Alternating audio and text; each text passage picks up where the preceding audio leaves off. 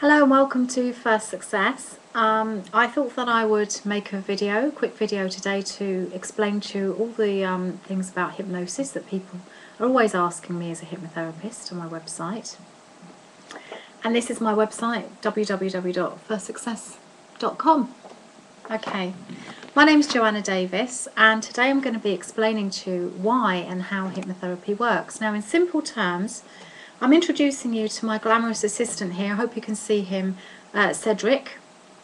And as you can see, we have the left logical part of the brain and the right part of the brain, which is much more sort of free thinking, imaginative and intuitive.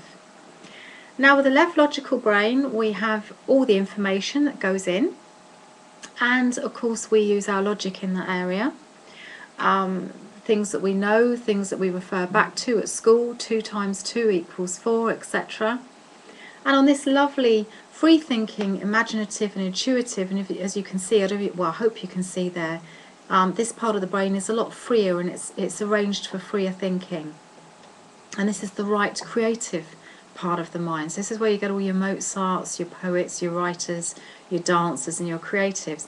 Both sides of the brain very, very useful indeed, obviously, and we tend to use both sides.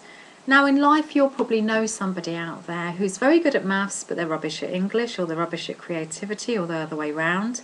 Or maybe there's someone that's lucky enough to have both. They've just got it all. Doesn't it make you sick? Now, these types of people, I mean, that's absolutely fine for them to have that. That's great. As I said, male or female, we do tend to use both parts of the mind. Men predominantly seem to be a little bit more logical. Little boys seem to be a little bit better at mathematics than girls, but all in all, that's a generalisation. Now, as we continue explaining about hypnosis, what I'd like you to pay special attention to is the fact that the logical part of the mind, so when we're thinking about trying to problem solve, this is a part of the mind that we need to relax within hypnosis. So when you go to see your hypnotherapist, make sure that they are on a register, that they're actually a registered qualified hypnotherapist. And it's also helpful if they're qualified within clinical hypnotherapy, which is otherwise known as regressional hypnotherapy, okay? Because it's very, very helpful for them to have those extra tools as well as NLP. Now, what we tend to do in a hypnosis is we relax this part of the mind, the logical part of the mind, so all of that inner talking and all of that inner nagging should go away, okay? And you focus and you listen to the voice of your hypnotherapist. And as you do so, you concentrate on your breath, you calm down, and you allow yourself to come down slowly into hypnosis. Such a wonderful feeling, very, very good for the mind, very beneficial for stress relief. Now, the mind enjoys hypnosis. It's a bit like a mini daydream. We hit hypnosis several times a day, quite naturally anyway, so there's nothing terribly mystical about it. But this allows your subconscious part of your mind, the brilliance of that subconscious part of the mind, to then open up. And your hypnotherapist can then begin their work on your subconscious mind, while your logical mind and the rest of your mind is at rest.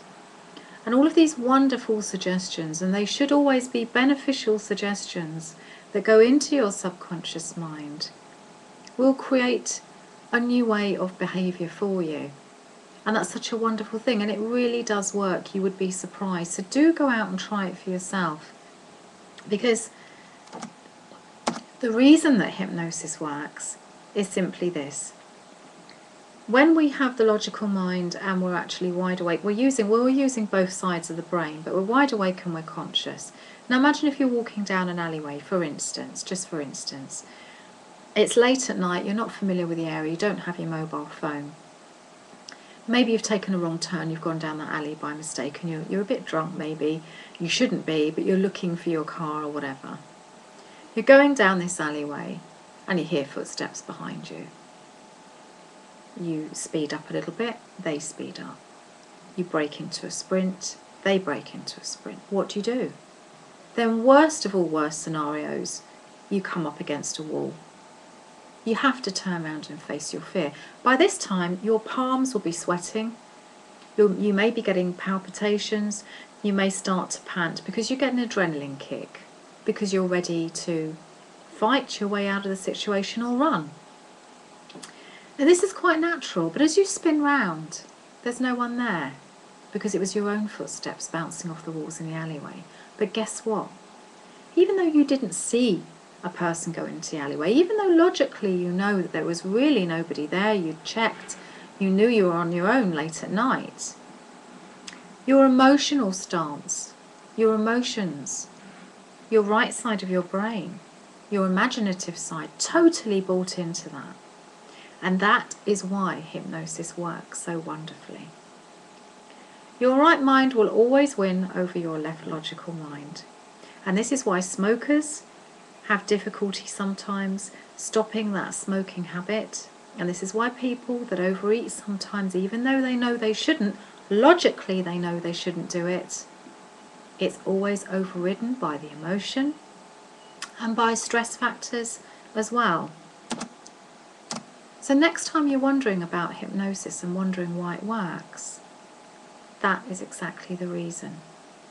Because your subconscious mind, which is linked to stress responses and your emotions, will always win over the logical mind. And that's why, ladies and gentlemen, hypnosis works so wonderfully. If you want to find out more information on this fascinating subject, an NLP, then please contact me. My name's Joanna Davies on 01628 780 470. And as I said, I'm on all the W's, www.atfirstsuccess.com. Hope to hear from you soon. Until next time, bye. Good luck and bye.